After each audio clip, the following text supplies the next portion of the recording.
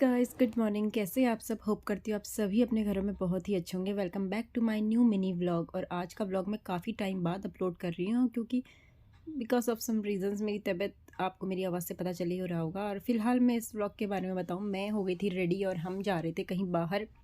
ये व्लॉग है दिवाली से पहले का, क्योंकि प्राशु के मामा आने वाले थे हमें लेने के लिए, क्योंकि हमें जाना था प्राशु के वो लेने, क्रैकर्स लेने के लिए।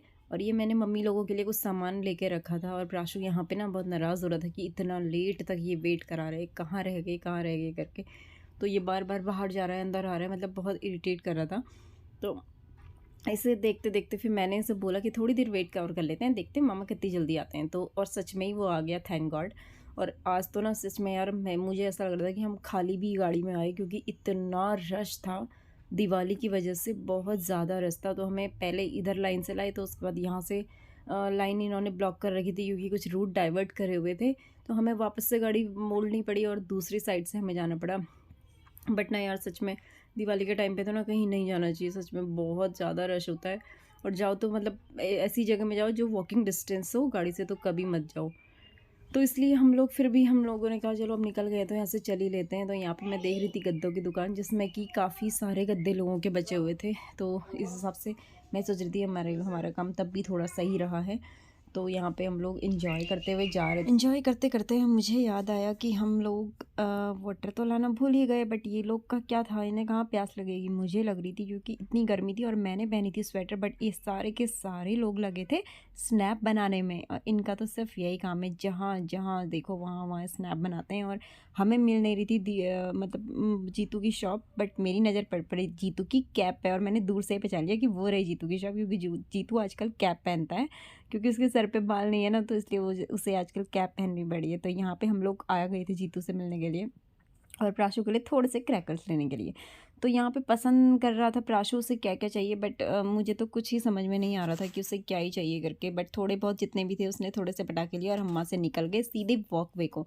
हमें लगा था कि हम वहाँ पे जाएंगे उस पर मैकडी पे। बट वहाँ पे पता चला कि मैकडी तो खुला ही नहीं है। पता नहीं किसने ऐसी फेक न्यूज़ बनाई थी कि वॉकवे में मैकडी आ गया है। बट हमारा मैकडी जाने का, हल्द्वानी में, बाहर तो मैं गई हूँ बट यहाँ मैकडी जाने का सपना थोड़ा सा आधा ही रह गया। तो यहाँ पे हमने कर ली अपनी गाड़ी पार्क और हम चल पड़े सीधे लिफ्ट से ऊपर।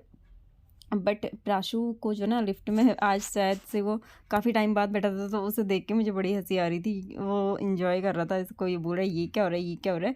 बट हम लोग सीधे ऊपर चले गए और यहाँ पे हमने थोड़ा सा फ़ोटोशूट किया। मैं तो व्लॉग ही बना रही थी, बाकी ये लोग तो अपना एंजॉय करते हुए चल रहे थे। बट वहाँ पहुँच के पता चला कि पप्पू अपना कुछ इंपॉर्टेंट सामान जो है वो गाड़ी में भूला है। बट ये लोग चले गए वहाँ लेने और हम लोग DIY के वहाँ पे से मतलब यहाँ से इंजॉय कर रहे थे, देख रहे थे नीचे, क्योंकि दिवाली की वजह से यहाँ पे काफ़ी अच्छा डेकोरेट करा हुआ था। चीज़ें काफ़ी लगी हुई थी और मुझे बहुत पसंद आ रही थी काफ़ी सारी चीज़ें। तो उसके बाद हमें मिला यहाँ पे बर्गर किंग।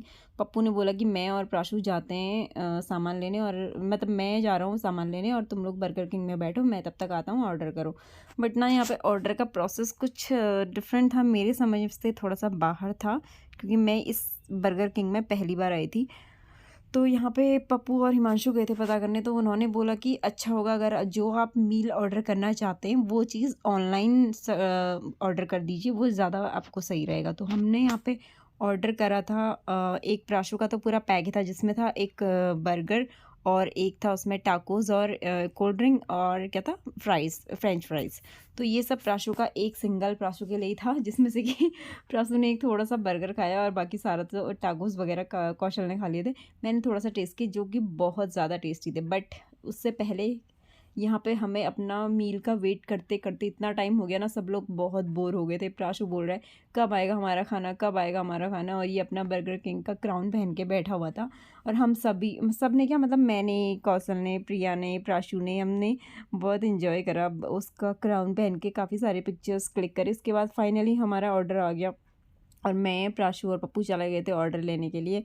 तो यहाँ पे हम लोग वेट कर रहे थे कि हमारा थोड़ा सा कन्फ्यूज़न हो रहा था कि ये इतने ही ग्लास क्यों है करके। बट फिर पता चला कि वो और बना रहे हैं, तो हमने थोड़ा सा वहाँ पे 2 मिनट का वेट और करना पड़ा। फाइनली तब जाके हमें अपना ऑर्डर मिला। प्राशु तो वहाँ भी हमें परेशान कर रहा था, अपना क्राउन पहन के चला गया और वहाँ पे भी वही इतना इरिटेट कर रहा था पप्पू को कि यहाँ चलो, वहाँ चलो, वहाँ चलो।